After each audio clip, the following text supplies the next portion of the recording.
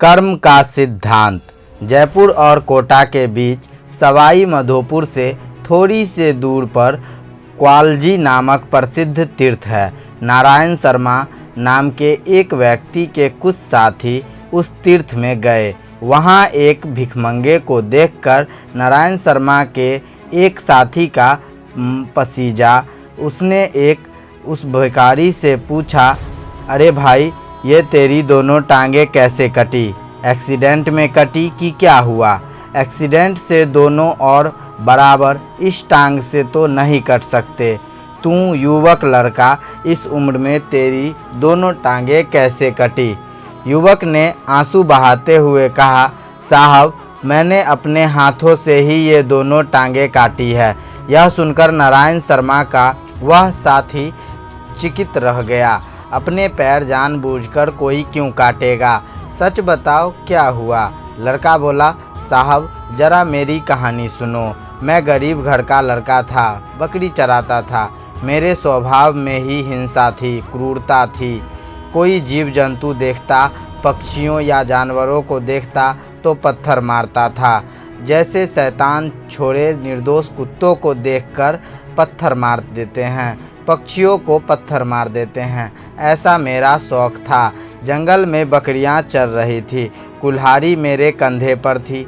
मैं इधर उधर घूमता घामता घनी झाड़ियों की ओर निकल गया। वहाँ एक हिरन ने उस दिन बच्चे को जन्म दिया था। मुझे देखकर मेरी कुल्हाड़ी और क्रूरता से भयभीत हिरन तो प्राण बचा के वहाँ से भाग गई।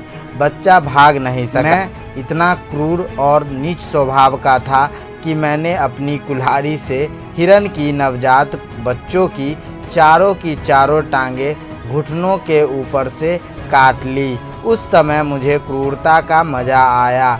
वहाँ कोई देखने वाला नहीं था।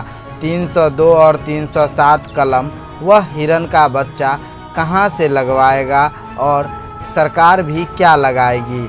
लेकिन एक ऐसी सरकार है कि सारी सरकारों के कानूनों का उथल पुथल करके सृष्टि चला रही है।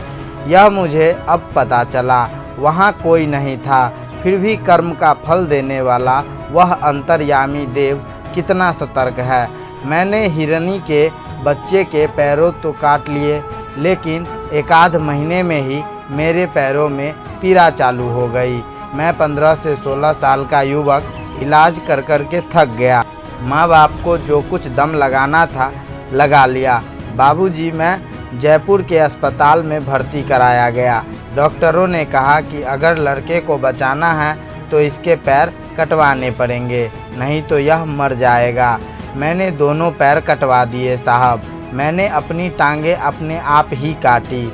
जब हिरन के बच्चे की टांगें मैंने काटी, उस समय किसी ने नहीं देखा था। फिर भी उस समय सबके कर्मों का हिसाब रखने वाला, सब कुछ देखने वाला परमात्मा था। 2 टांगें तो मेरी कट गई, 2 हाथ काटने बाकी है, क्योंकि मैंने उसकी चारों टांगें काटी थी। मेरी टांगें जब कट गई तो मैं किसी काम का न रहा। घर वाले मुझे इस तीर्थ में भीख मांगने के लिए छोड़ गए। कोई किसी का नहीं है। यह स्वार्थी जमाना है। जब तक कोई किसी के काम आता है तब तक रखते हैं, बाद में सब एक दूसरे से मुंह मोड़ लेते हैं। चोटें खाने के बाद मुझे पता चला कि कर्म का सिद्धांत अकाट्य है। अब मैं मानता हूँ कि शुभ और अशुभ कर्म कर्ता को छोड़ते नहीं। अभी संतों के चरणों में मेरी श्रद्धा हुई। काश पहले होती तो मेरी यह दुर्गति नहीं होती। पैर काटने से पहले, भिखमंगा होने से पहले अगर सत्संग सुनता तो मैं हिंसक, क्रूर और मेहताज न बनता। सत्संग से मेरा हिंसा, क्रूरता और स्वभाव छूटकर सेवा और सज्जनता का स्वभाव हो जाता। ऐसा कहकर वह रो पड़ा।